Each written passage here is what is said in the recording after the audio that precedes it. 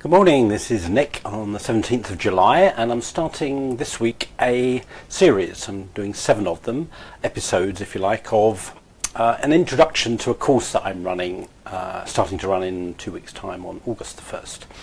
So these episodes are complete in themselves and they are an introduction to the course that I'm starting to run. So today's thought is about, I'm obviously there are lots of ways of looking at our existence here, and when I step back and look at it, I think I can identify kind of 3 major ways of looking at, well, who are we and what are we doing here? And the first way of kind of looking at our existence is to say somehow we're bad, we're wrong, somehow we're sinful, there's something bad about us.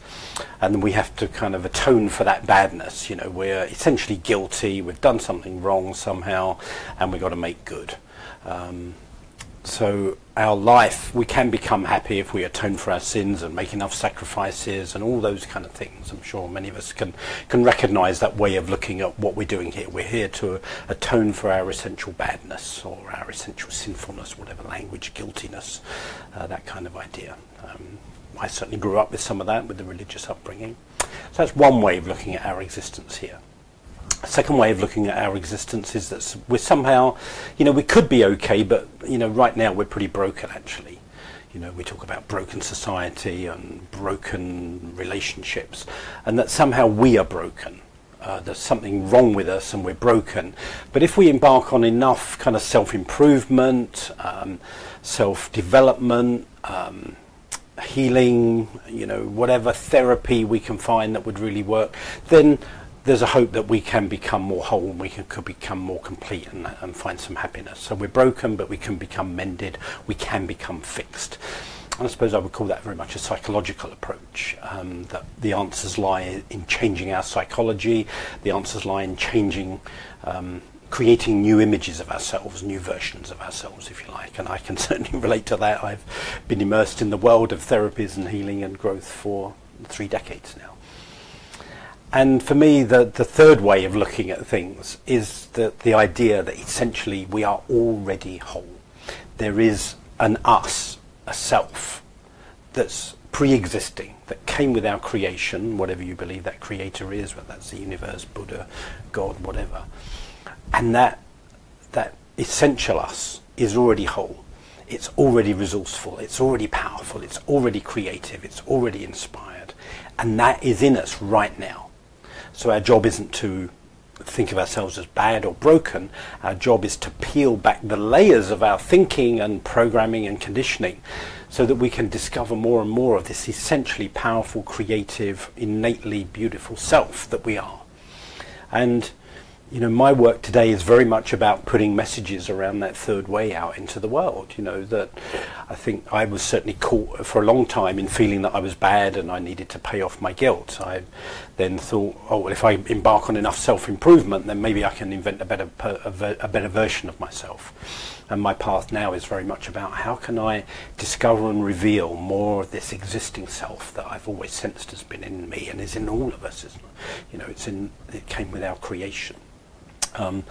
In A Course in Miracles, they call that part of us our grandeur of spirit. It's who we truly are. It's how we were created, and essentially there's nothing we can do to lose it. We can lose contact with it, but it's still there. So therefore our job is to remember and to awaken. And that's the third kind of way of looking at ourselves, that we're here to awaken and we're here to shed those layers. So we're here to awaken and become more of who we already are. So obviously I tend to resonate most with that third way of looking at ourselves. So those are all the messages that I put out into the world today, is to speak to that essential self in people, to say this is who you really are. And so that's the messages I love to put out into the world. And this program that I'm launching in a couple of weeks is really about wanting to help incubate more messengers, if you like, who are wanting to put those kind of messages. Not that you're wrong and you need to atone, not that you're broken and you need to be fixed, but messages that say you're already okay. You just need to wake up to who you already are. Peel back the layers and let your goodness, and your creativity and your good power shine through.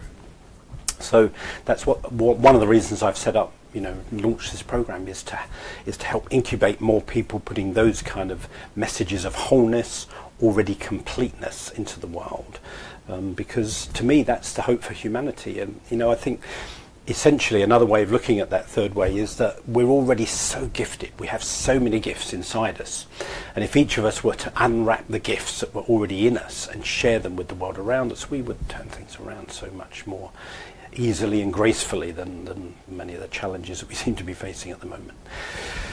So I hope that resonates with you, and if you feel like you want to be getting more messages out into the world about our essential goodness and wholeness and all those good things, then by all means check out the program, because this is what I'm setting out to do, is help more people that want to incubate and lead the way with this positive worldview of who we are and what we're doing here.